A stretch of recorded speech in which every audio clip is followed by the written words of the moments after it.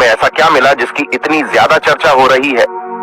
जब नासा के वैज्ञानिकों को इन चीजों के बारे में पता चला तो वह भी हैरान रह गए। और सबसे बड़ी बात की, जब आपको इनके बारे में पता चलेगा तो आपके भी रोंगटे खड़े हो जाएंगे। एक बात और की, इस वीडियो को देखने के बाद आप भी अपने आप पर हिंदू और सनातनी होने पर बहुत ज्यादा गर्व करोगे। आखिरकार कई सालों के इंतजार की घड़ी अब खत्म हो चुकी है और राम मंदिर भी बनकर तैयार हो चुका है। अब लोग 22 जनवरी का इंतजार कर रहे हैं, क्योंकि इस दिन की भारत के लोगों को ही नहीं बल्कि दुनिया के लोगों को इंतजार है।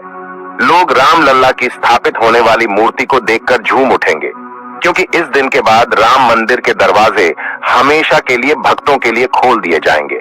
इस मूर्ति को बनवाने के लिए देश के 3 सबसे बड़े मूर्तिकारों को बुलवाया गया है, और जो भी भक्त इस ऐतिहासिक पल को अपनी आंखों से निहारेगा वह जीवन मरण के बंधन से मुक्त हो जाएगा।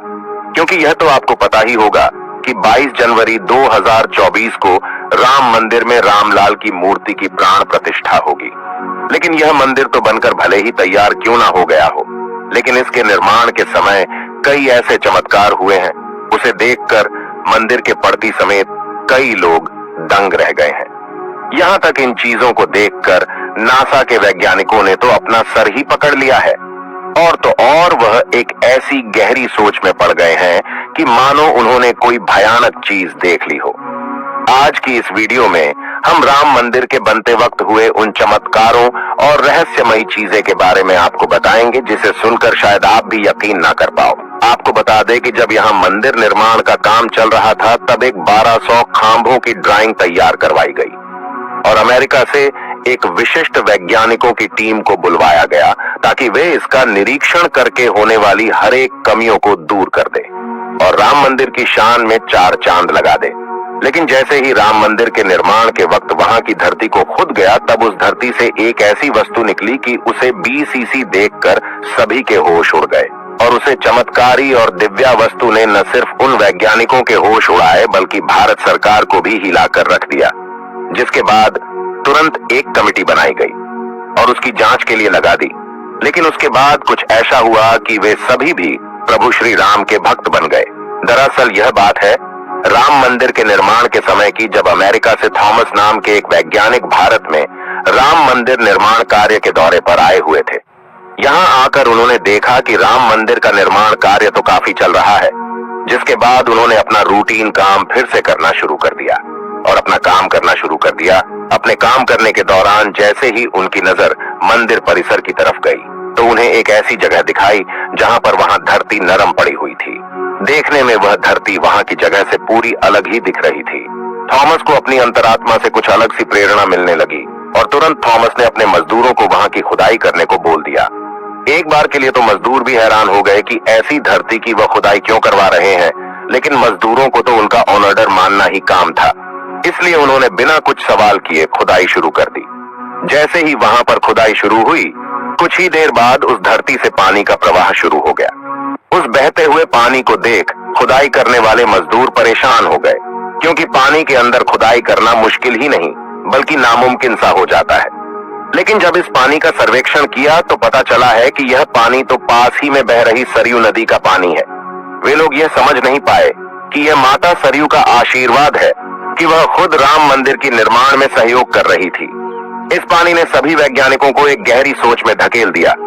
वे यह सोचने लग गए कि अगर ऐसे ही पानी निकलता रहा तो जहां एक भव्य मंदिर का निर्माण कैसे हो पाएगा, क्योंकि एक पानी वाली सतह पर मजबूत मंदिर बनवाना कोई हंसी खेल की बात नहीं थी। उस समय सभी के दिमाग में एक ही बात थी कि सरयू नदी का मंदिर की भूमि के नीचे मिलना कोई चमत्कार है या फिर कोई कुदरत का करिश्मा, यह कोई भी नहीं जानता था। आखिरकार जब कोई भी समाधान नहीं मिला तब सभी मिलकर श्री राम से प्रार्थना करने लगे, क्योंकि जाहिर सी बात थी जब तक वो माता सरयू के पानी की धारा बंद नहीं होगी तब तक आगे का काम शुरू नहीं किया जा सकता था। लेकिन अगले ही दिन श्री राम ने उनकी पुकार सुन ली और माता सरयू का पानी स्वतः ही बंद हो गया और एक बार फिर राम मंदिर का निर्माण कार्य जोरों शोरों से शुरू हो गया। और यह काम इस कदर चला कि अब यहाँ अपने अंतिम छोर पर पहुंच चुका है, या यूं कहें कि यह पूरा तैयार ही हो गया है और 22 जनवरी को यहाँ श्री राम की प्राण प्रतिष्ठा भी की जाएगी। यह मंदिर इतना भाव बना है कि इस देखने के लिए भारत सरकार ने यहाँ पर एक अंतर्राष्ट्रीय हवाई अड्डा भी बनवाया है, ताकि देश और दुनिया के लोग सीधे ही यहाँ पर आ सके और इसे देख सकें। यह मंदिर तो आप कभी भी देख सकते हैं, लेकिन अब सवाल यह है कि जब पुराने समय में यहाँ पर राम मंदिर था, वह कैसा दिखता था, जिसे तोड़कर बाबर ने बाबरी मस्जिद बनाई थी। उसे राम मंदिर का निर्माण आखिर किसने किया था? क्योंकि यह रहस्य आज तक सीमित लोगों को ही पता है, ज्यादातर लोगों को इसके बारे में कुछ भी मालूम नहीं है। तो चलिए आज मैं आपको इसका पूरा रहस्य इस वीडियो के माध्यम से बता देता हूं, तो बने रहेगा हमारे साथ वीडियो में एंड तक। आखिर उस समय भगवान राम की नगरी अयोध्या को किसने बनाया था? यह पवित्र नगरी हिंदुओं के लिए बहुत ही ज्यादा महत्वपूर्ण है, क्योंकि यहाँ पर स्वयं प्रभु श्री राम का जन्म हुआ था, इसलिए इसे राम जन्मभूमि भी कहते हैं। इतिहासकारों के अनुसार कौशल प्रदेश की प्राचीन राजधानी अवध को कालांतर में अयोध्या और बौद्ध काल में साकेत कहा जाने लगा। अयोध्या मूल रूप से मंदिरों का शहर था। हालांकि यहाँ खुदाई के वक्त आज भी हिंदू, बौद्ध एवं जैन धर्म से जुड़े मंदिरों के अवशेष देखे गए, जिसमें खंभों से लेकर हिंदू आकृतियां बनी हुई थीं। अयोध्या नगरी में होने का वर्णन भी वाल्मीकि रामायण में मिलता है। कहते हैं कि भगवान श्री राम के जल समाधि लेने के पश्चात अयोध्या कुछ काल के लिए उजाड़ सी हो गई थी, लेकिन उनकी जन्मभूमि पर बना महल वैसे का वैसा ही था। भगवान श्री राम के पुत्र कुश ने एक बार पुनः राजधानी अयोध्या का पुनर्निर्माण कराया। इस निर्माण के बाद सूर्य वंश की अगली 44 पीढ़ियों तक इसका अस्तित्व आखिरी राजा महाराजा बृहदबल तक अपने चरम पर रहा। कौशल राज बृहदबल की मृत्यु महाभारत युद्ध में अभिमन्यु के हाथों हुई थी। महाभारत के युद्ध के बाद अयोध्या उजड़ सी हो गई, मगर श्री राम जन्मभूमि का अस्तित्व फिर भी बना रहा। इसके बाद यह उल्लेख मिलता है कि ईसा के लगभग 100 वर्ष पूर्व उज्जैन के चक्रवर्ती सम्राट विक्रमादित्य एक दिन आखेट करते करते अयोध्या पहुंच गए। थकान होने के कारण अयोध्या में सरयू नदी के किनारे एक आम के वृक्ष के नीचे वे अपनी सेना सहित आराम करने लगे। उस समय यहाँ घना जंगल हो चला था, कोई बसावट भी यहाँ नहीं थी। महाराज विक्रमादित्य को इस भूमि में कुछ चमत्कार दिखाई देने लगे। तब उन्होंने खोज आरंभ की और पास के योगी व संतों की कृपा से उन्हें झांत हुआ कि यह श्री राम की अवध भूमि है। उन संतों के निर्देश से सम्राट ने यहाँ एक भव्य मंदिर के साथ ही कूप, सरोवर, महल आदि बनवाए। कहते हैं कि उन्होंने श्री राम जन्मभूमि पर काले रंग के कसौटी पत्थर वाले 84 स्तंभों पर विशाल मंदिर का निर्माण करवाया था। इस मंदिर की भव्यता देखते ही बनती थी। विक्रमादित्य के बाद के राजाओं ने समय समय पर इस मंदिर की देखरेख की। उन्हीं में से एक शुंग वंश के प्रथम शासक पुष्यमित्र शुंग ने भी मंदिर का जीर्णोद्धार करवाया था। पुष्यमित्र का एक शिलालेख अयोध्या से प्राप्त हुआ था, जिसमें उसे सेनापति कहा गया है तथा उसके द्वारा 2 अश्वमेध यज्ञों के किए जाने का वर्णन है। अनेक अभिलेखों से झांत होता है कि गुप्त वंशीय चंद्रगुप्त द्वितीय के समय और तत्पश्चात काफी समय तक अयोध्या गुप्त साम्राज्य की राजधानी थी। गुप्तकालीन महाकवि कालिदास ने अयोध्या का रघुवंश में कई बार उल्लेख किया है। इतिहासकारों के अनुसार 600 ईसा पूर्व अयोध्या में एक महत्वपूर्ण व्यापार केंद्र था। इस स्थान को अंतरराष्ट्रीय पहचान 5वीं शताब्दी में ईसा पूर्व के दौरान तब मिली, जबकि यह एक प्रमुख बौद्ध केंद्र के रूप में विकसित हुआ। तब इसका नाम साकेत था। कहते हैं कि चीनी भिक्षु फाहियान ने यहाँ देखा कि कई बौद्ध मठों का रिकॉर्ड रखा गया है। यहाँ पर 7वीं शताब्दी में चीनी यात्री हेनत्सांग आया था।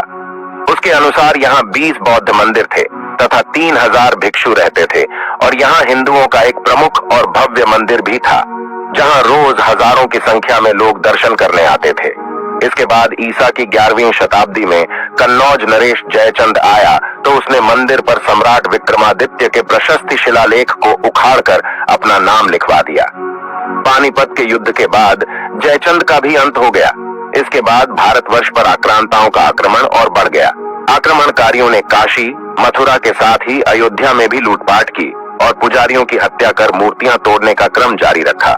लेकिन 14वीं सदी तक वे अयोध्या में राम मंदिर को तोड़ने में सफल नहीं हो पाए। विभिन्न आक्रमणों के बाद भी सभी झंझावातों को झेलते हुए श्री राम की जन्मभूमि पर बना भव्य मंदिर 14वीं शताब्दी तक बचा रहा। कहते हैं कि सिकंदर लोदी के शासनकाल के दौरान यहाँ मंदिर मौजूद था। 14वीं शताब्दी में हिंदुस्तान पर मुगलों का अधिकार हो गया और उसके बाद ही राम जन्मभूमि एवं अयोध्या को नष्ट करने के लिए कई अभियान चलाए गए। अंततः 1527 से 28 में इस भव्य मंदिर को तोड़ दिया गया और उसकी जगह बाबरी ढांचा खड़ा किया गया। कहते हैं कि मुगल साम्राज्य के संस्थापक बाबर के एक सेनापति ने बिहार अभियान के समय अयोध्या में श्री राम के जन्म स्थान पर स्थित प्राचीन और भव्य मंदिर को तोड़कर एक मस्जिद बनवाई थी, जो 1992 तक विद्यमान रही। बाबरनामा के अनुसार 1528 में अयोध्या पडीरी ढाव के दौरान बाबर ने मस्जिद निर्माण का आदेश दिया था। अयोध्या में बनाई गई मस्जिद में खुदे 2 संदेशों से इसका संकेत भी मिलता है। इसमें एक खास तौर से उल्लेखनीय है। इसका सार है, जन्नत तक जिसके न्याय के चर्चे हैं, ऐसे महान शासक बाबर के आदेश पर दयालु मीर बकी ने फरिश्तों की इस जगह को मुकम्मल रूप दिया। हालांकि यह भी कहा जाता है कि अकबर और जहांगीर के शासनकाल में हिंदुओं को यह भूमि एक चबूतरे के रूप से सौंप दी गई थी, लेकिन क्रूर शासक औरंगजेब ने अपने पूर्वज बाबर के सपने को पूरा करते हुए यहाँ भव्य मस्जिद का निर्माण कर उसका नाम बाबरी मस्जिद रख दिया था। लेकिन अंत में बाबरी मस्जिद का भी विध्वंस कर दिया गया और इस जमीन पर कई वर्षों तक कैसे चलता रहा और अंत में यह जमीन हिंदुओं को सौंप दी गई, जिस पर आज श्री रामलाल का भव्य मंदिर बनकर तैयार हो चुका है। और 22 जनवरी को यहाँ पर प्राण प्रतिष्ठा भी कर दी जाएगी, जिसकी तैयारी अब वैसे अगर आप में से कोई अयोध्या निवासी है तो हमें अयोध्या के बारे में कमेंट में जरूर बताना और ऐसी ही जानकारी को जानने के लिए चैनल को सब्सक्राइब करना मत भूलिएगा।